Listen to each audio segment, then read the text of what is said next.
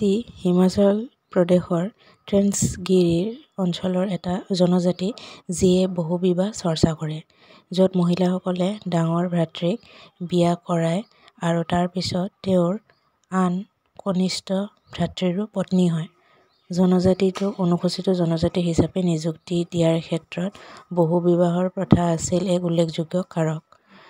জোডিদাৰন নামেৰে উল্লেখ কৰা বহুবিবাহ হিমাচল প্ৰদেশৰ হাতী সম্প্ৰদায়ৰ মাজত প্ৰচলিত।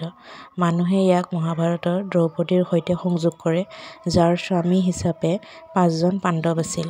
দৰিদ্ৰতা আৰু ভূমি খণ্ডিতকৰণ ৰোধৰ প্ৰচেষ্টাত দ্ৰৌপদী প্ৰথাৰ আঁৰত।